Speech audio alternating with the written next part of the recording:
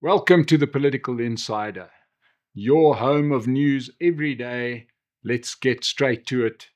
Let's kick off with some of the surprising news. Surprising news, I'm not sure which part of this is more surprising. Well, probably the most surprising part of the news is that President Cyril Ramaphosa actually did something. He appointed a new National Director of Public Prosecutions. But the real surprise was that he appointed a person by the name of Andy Matibi as the NDPP, as we like to call him. He's the chap who is going to be replacing the lackluster Shamila Batoy on the 1st of February. But the real surprise, other than the fact that Cyril Ramaphosa made a decision, is that Matibi was appointed despite the fact that he wasn't one of the six candidates who was being considered for the position.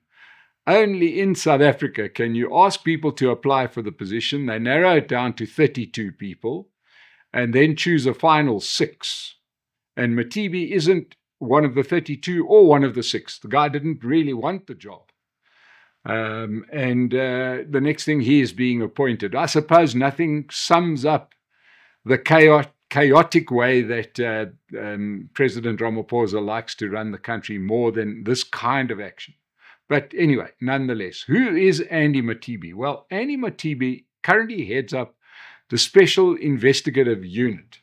And by all accounts, let's look at the plus side. The plus side is that Matibi appears to be quite good at his job. It seems to be. We use that famous South African metric in that the SIU has never been part of the scandals. It doesn't appear to be one of those state bodies that's captured. They haven't featured in the Madlanga Commission or in the Parliamentary Ad Hoc Committee. It doesn't feel like they are particularly politically biased or unbiased. They seem to do their job. How well they do their job, heaven only knows. Obviously, it can't be that good because we still have rampant crime. But in the bad bunch, they seem to be one of the better ones that you would put in your basket when you're choosing from that bad bunch. So Matibi, adding to his CV is the fact that he has been a public prosecutor. What is a public prosecutor? A public prosecutor is basically, like those court case movies where you've got your lawyer, then you've got the lawyer who acts for the state. That guy's the public prosecutor, and Matibi has been there. The job of the public prosecutor is to be the guy who protects the interests of the citizens of the country by holding people to account when they get into that courtroom.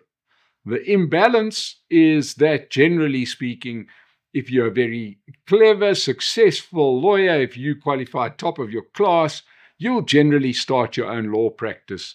And the guy who wasn't good enough to do that will become the public prosecutor. So the odds are always stacked against him.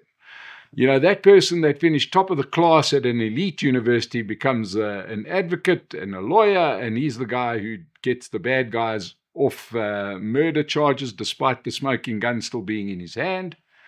The public prosecutor is the person that came 38th in the class in many cases, and they are up against it. They have to deal out of bad government offices. Their probably computers don't work, etc., etc., whereas, they're up against private sector attorneys and lawyers who are well-resourced. So Matibi has been there.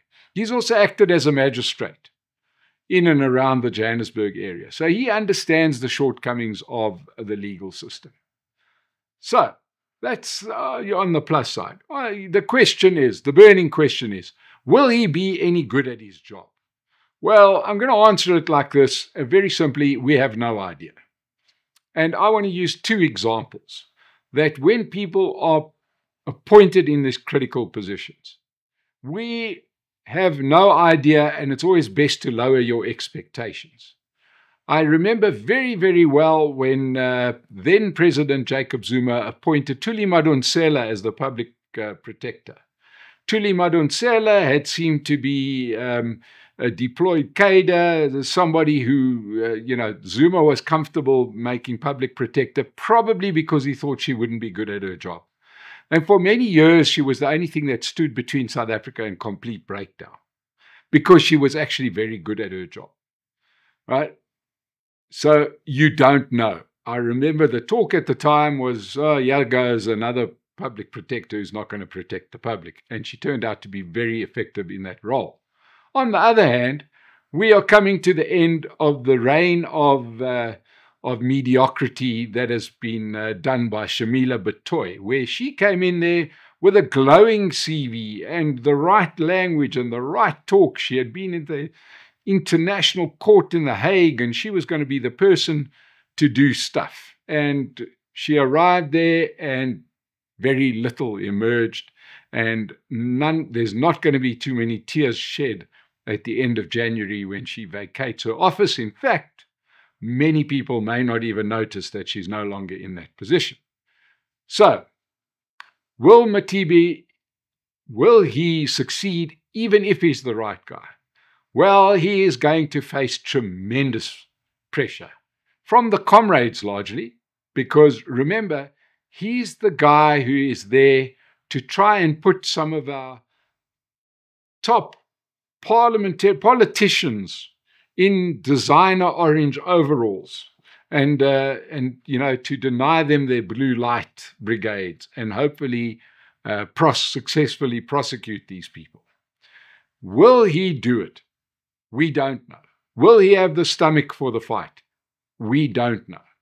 We have no idea of knowing whether this guy is there to do his job or whether he will just crumble under the pressure, the political pressure that will undoubtedly come from the very people who have appointed him, right? Will he crumble under this pressure like Shamila Batoy did and spend the next, I think it's a 5-year term or whatever it is, sniveling and crying about how unfair the system is and how mean we are all towards him? We have no way of knowing.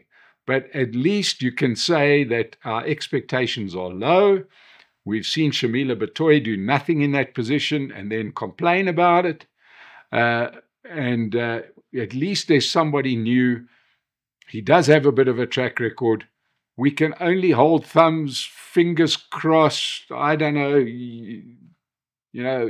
beg and plead to the man above that there is a person of integrity who actually goes out there and does his job. We can only hope. But it was a surprise that after an exhaustive process, which included having panelists there to get the right person, that included, the Auditor General, leaders of Section 9 institutions, top people in the legal profession, only to get somebody who's outside of the list. I do have to say one thing, and that is that the process by its very definition is flawed. Because what you have is you put these people in front of the panel, the final 6. It doesn't help that one of the final 6 was the Zuma stooge, Menzies Simelane, who had a terrible record, and he's on the verge of being disbarred because he wasn't very good at his job. But the point is that you have these people, they face these panelists who will then, the panelists' job isn't to tell them how good they are. The panelists' job is to find out what they've done wrong. And you air what these finalists have had, the few blots on their copybook, the history, the thing that they did wrong, the case they didn't win, or whatever it is. And they look bad in the full glare of the public eye. Now, Mothibi doesn't have that because he didn't have to sit there while somebody will go back to a case that he handled really poorly or an obvious miss that he made while he was doing that. So these panels, although it's very public and very transparent, sometimes will get rid of your best candidates because under the glare, who will come up best? Well, there was talk about the public prosecutor from the Free State getting the job. And as we know, in the Free State, that place has been stolen to pieces. How the hell could this woman have been doing a good job? Kanyile is her name. How could she have been doing a good job if you've got rampant crime in the province? So I think that we should rethink this process. I'm all a big fan of transparency. However, transparency means that the person who does the most has probably done the most right, but they've also probably done the most wrong compared to the person who's done nothing at all, right?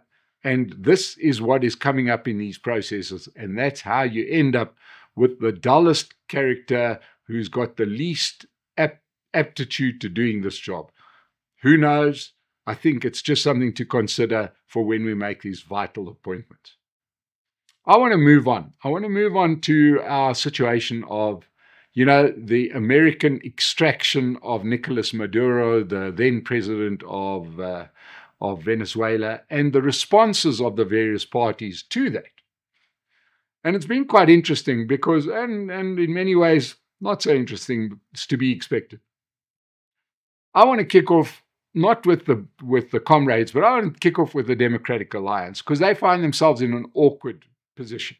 They are part of government. They're in this government of national unity. They've thrown in their lot with the ANC when they clearly have a different view of foreign affairs to what the ANC does, and that's for historic reasons. Historically, we know the ANC is still bound by the relationships that they had in the Cold War, and they're still very, very, very close to people like Russia and Iran. Why? Because they're fighting against oppression or this or that. Doesn't matter that they, in many cases, are now the purveyors of that oppression, but there's historic ties. Similarly, the Democratic Alliance's route is in the West. And this puts them in a very difficult position. And the only statement they came out in the Venezuelan thing is to say how hypocritical it is to complain about America taking out Maduro, but then to say nothing about Russia invading Ukraine. And this is a common refrain. It goes through. We've heard it 1,000 times. You'll hear it from me. There is hypocrisy on show absolutely here. The real question is what is best for the Venezuelan people, and we're going to get to that. But let's first look at some of the other responses. Well, of course, the ANC's court jester, Fikile Mbalula, condemned the imperialist United States and their aggression against, I love this one, the Bolivarian Republic of Venezuela, which constitutes a violation of international law. Suddenly we can use all the wonderful words in the dictionary. Oh, here comes the hypocrisy. When Russia invaded Ukraine, it was like, oh, come on, guys. Sorry, we weren't watching. Our TV is not working. So the ANC have got a lot to say about it. They are in a difficult position because they're one of the few countries that endorsed the election of Maduro, which happened last year. Now, that election, for those wonderful election watchers, was a complete joke of an election. The guy won a vote after he had jailed the opposition, and he basically stood against nobody, and he won the election. After he ran the election and his own people managed the election, it was a sham election. Sorry, with apologies to me and my family. It was a joke of an election. Anyway, the point is that the ANC were one of the few people to say, well done, what a great election, really held fantastically. The other comrades, as you would expect, have got a lot to say. The EFF, boy, oh boy, the EFF were right up there, and they were saying that they condemn this action, this imperialism. They really think that there's, that this must be condemned with every fiber of their being, and this is going to rally the progressive forces. I love the progressive forces. These are the same people that do cosplay for a living, where a whole lot of people that earn R1 million salaries,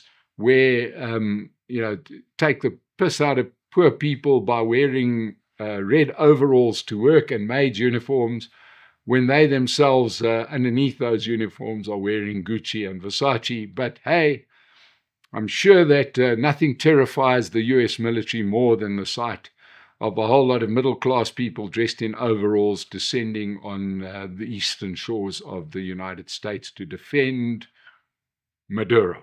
That's the thing. MK, as we expected, pretty much the same thing. This is the same MK that sent 17 young souls to help Russia fight in Ukraine. And instead of being brave soldiers, they're all crying to send them back home.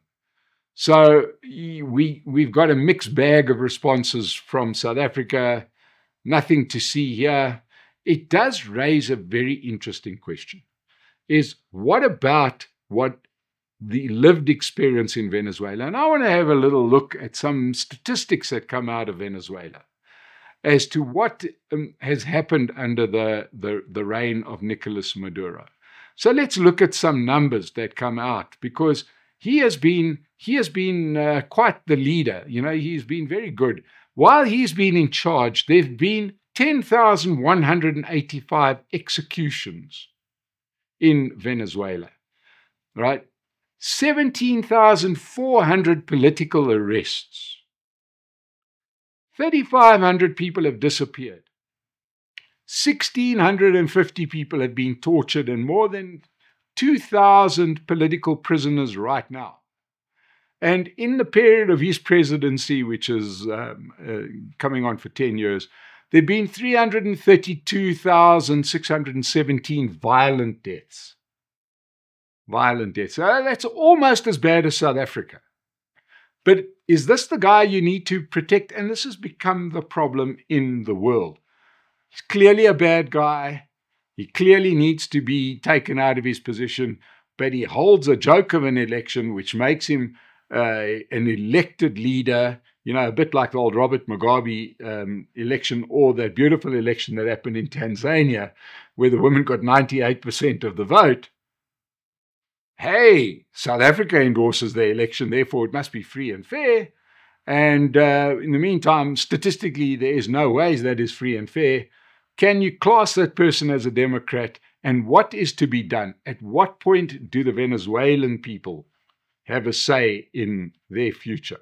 There is no doubt that there are Venezuelans that will support Maduro, but there's also Venezuelans that don't. And it's very, very difficult to get to the right answer. This is a story that's going to play on and on and on, but we're still waiting to hear from some of South Africa's buddies like China, Russia. They've been very mealy-mouthed on this. I want to close off taking it back to South Africa. I want to do something quite interesting. I want to help us all out by understanding tax and tax collections in South Africa. You know, South Africa collects. The SARS ended up collecting a net 1.9 trillion rand. This was after some refunds. So they collected about 2.3, nearly 2.4 trillion rand last year, paid back about 400 and something rand. These are your usual tax, refunds. And so we end up with 1.9 trillion rand. This is the money that ends up in the hands of the government. And this is why people love to become politicians. Our tax to GDP rate hit 25.1%. This is a record where we are collecting 25% of our GDP activity. In other words, 1 out of every 4 transactions that you do, the money's going straight to the state. That must be to reward them for the wonderful infrastructure that they put up, the roads, the lights that work, the traffic lights, the policemen that do such a good job. But they get 1 rand out of every 4 rand of economic activity that's done in this country. PAYE is still the largest contributor to our tax take, and that is from salaries. Right? That's 40% of the earnings, 733 billion rand. Corporate tax accounts for 17.4%, and indirect and value-added tax and other consumer taxes accounts for 26.5% of what SARS earns. So individuals, you and me, we pay the tax of this country. We have 26 million registered taxpayers, of which only 9 million actually pay tax. That is 14.5% of the South African population. And 50% of our taxpayers contribute less than 9% of taxable income. These are people that earn lower income. So they are taxpayers, but they do not. They're part of the 9 million taxpayers, but half of them contribute less than 9% of the money. 1.2% of the taxpayers in the country who earn more than 1.5 million rand pay 30.1% of direct taxes. Plus, one would imagine they're responsible for that corporate tax contribution of 17.1%. And 38% of the taxpayers are based in Gauteng. Now, if you just think of where we are getting bang for the buck, it sort of puts things in perspective. But we must not lose this link between the outcomes that we pay for from our politicians and who's paying the tax, right? 9 million people are paying tax, of which 4.5 million people are paying over 90% of the tax in South Africa. That's just something for you to remember. We will keep you updated with a lot of good information here on Political Insider. If you haven't yet subscribed, we need the numbers. Go ahead, hit the button. We'll see you again on the Political Insider. Thanks for joining me.